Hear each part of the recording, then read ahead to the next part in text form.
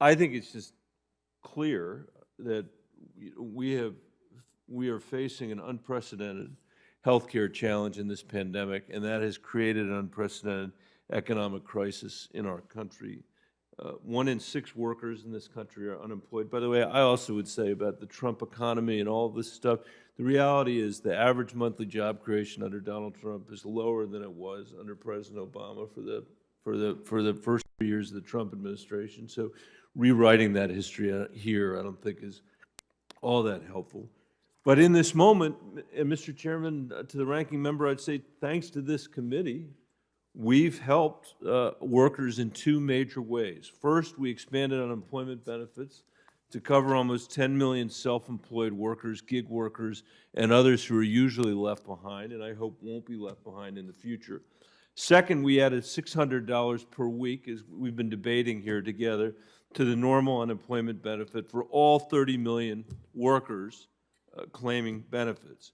And had we not done this, without this, tens of millions of families across the country from Iowa to Oregon through Colorado would have seen their incomes drop by 60%, 70% or more.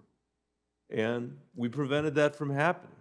And I know we're hearing criticisms today about the benefits. I just want to be very clear about what it's done until now. The $600 weekly benefit has prevented a level of severe hardship that it's almost impossible to comprehend, even in this hearing room.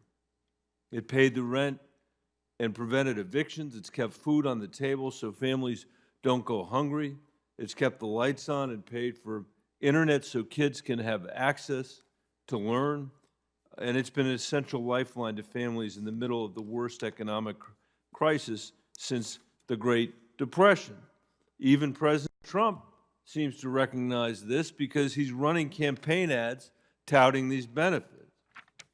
But even as he's running the ads, he's also threatening to take them away. And I think that would be a profound mistake. Right now, 17% of American families can't cover 3 months of basic expenses. Without the extra benefits, that number would rise to 43%. Today, nearly 10% of Americans can't make rent. Without the extra benefits, that could rise to 30%. Think of what that would do to our economy.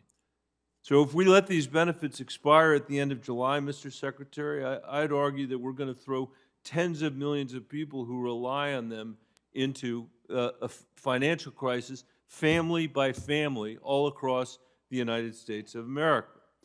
Mr. Secretary, you called expanded unemployment benefits a, quote, important short-term measure adopted in these extraordinary times to alleviate the economic impact of the virus on working Americans. I think you'll agree probably with me, Mr. Chairman, that we're not going to create 20 million more jobs in the next 2 months. Do you think we are?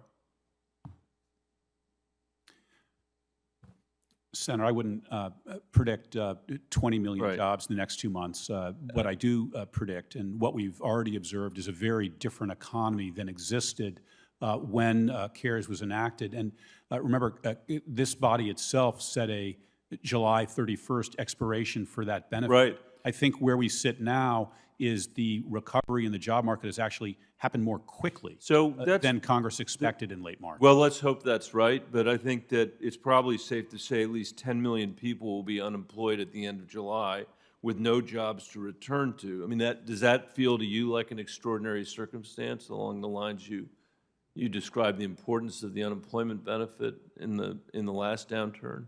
I think that 10 million unemployed Americans is 10 million more Americans without a job than we want. And Exactly. That does make sense for us to consider, particularly as we get closer to that July 31st date, what measures may be necessary. But if I could just underscore again, the size of the benefit, as valuable as it's been, as important as it's been, it is great. In Massachusetts, you are able, with this $600 plus up, to obtain $75,000 a year. That's the annualized income that you get on unemployment in Massachusetts right now.